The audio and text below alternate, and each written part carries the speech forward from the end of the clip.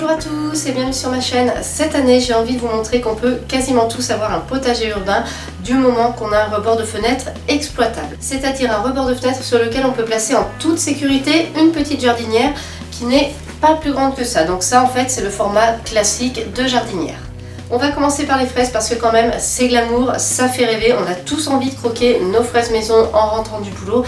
Donc on attaque par ce petit fruit qu'on peut très facilement cultiver en pot et dans des pots de taille réduite comme celui-ci. Est-ce que vous pouvez réellement cultiver des fraises sur votre rebord de fenêtre? Tout dépend de votre exposition.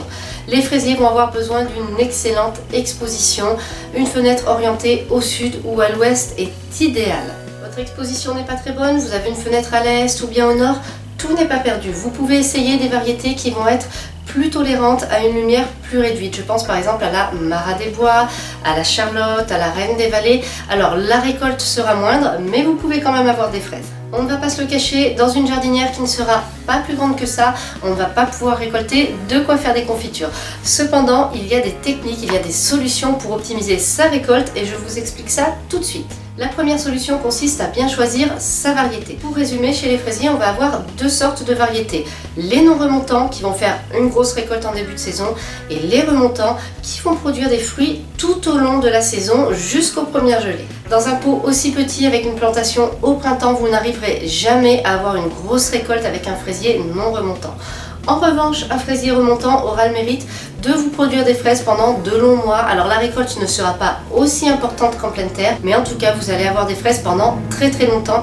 Moi il m'arrive même d'en avoir après les premières gelées. D'ailleurs si vous regardez là, le pied de fraise que j'ai rempoté au milieu a déjà des fleurs alors qu'on est au mois de mars et qu'il gelait encore il y a quelques jours. Deuxième chose à faire si vous avez envie de picorer régulièrement de belles fraises délicieuses, pensez à soigner le rempotage. En pleine terre, les fraisiers bénéficient d'un substrat qui se renouvelle avec le cycle de la nature.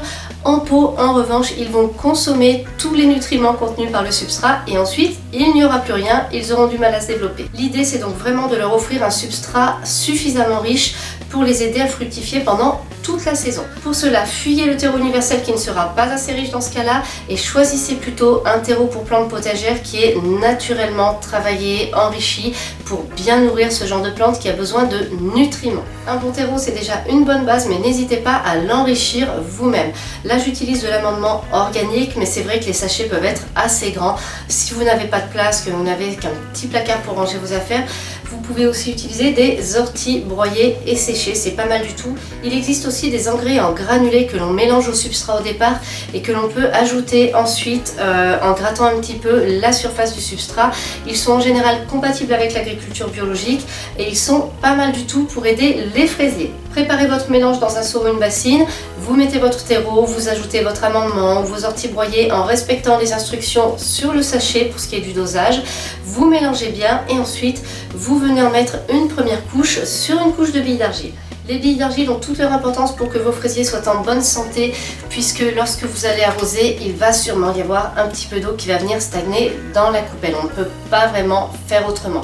Si le terreau va jusqu'en bas du pot, le terreau va directement tremper dans l'eau de la coupelle et là les racines des fraisiers risquent de pourrir. La couche de billes d'argile va vous permettre d'éviter ça. Alors si vous voulez vraiment en savoir plus, j'ai fait une vidéo qui explicite vraiment tout et je vous mets le lien en barre d'infos. Placez ensuite vos petits pieds de fraises. Alors dans une jardinière de cette taille là, moi j'en mets 3 et ça fait le job. Je l'ai déjà fait d'autres années et j'ai eu des belles récoltes. Donc franchement vous pouvez y aller, vous pouvez les serrer un petit peu. Vous placez vos plants et vous venez ensuite remplir les interstices avec votre mélange de terreau pour plantes potagères avec de l'amendement ou autre chose. Le troisième point pour réussir vos fraisiers en pot sur le rebord de votre fenêtre, ça va être le maintien d'un substrat suffisamment humide pour les fraisiers. Les fraisiers apprécient que leur terreau reste humide, surtout quand il se met à faire soleil et à faire chaud. Et s'il sèche trop, cela va les gêner pour fructifier. Donc déjà, il va falloir que vous soyez assez régulier sur les arrosages, que vous laissiez éventuellement la surface du substrat sécher, mais surtout pas tout le substrat qui sèche pendant plusieurs jours de suite. Pour maintenir la fraîcheur du substrat la plus favorable possible, je vous donne une petite astuce, c'est de faire un paillage au pied de vos fraisiers, c'est-à-dire de recouvrir votre terreau d'une couche de paillage. Là j'ai utilisé des coques de cacao, mais vous pouvez parfaitement diriger votre choix sur un autre paillage. Le principe c'est que le fait d'avoir une couche de quelques centimètres par-dessus le terreau fait que celui-ci va se dessécher beaucoup moins vite. L'humidité est retenue en dessous. Donc avec ça, l'eau, au lieu de s'évaporer dans l'air, elle va plutôt aller nourrir vos fraisiers et c'est exactement ce dont ils ont besoin pour avoir de beaux fruits.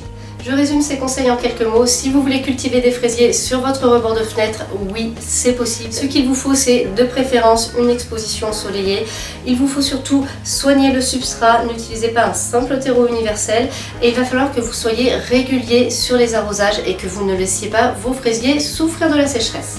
Si le principe vous a plu, si vous voulez que je fasse d'autres vidéos à partir du potager urbain et du fait de pouvoir se faire un petit jardin dans un espace très réduit, n'hésitez pas à liker cette vidéo et à me le dire en commentaire.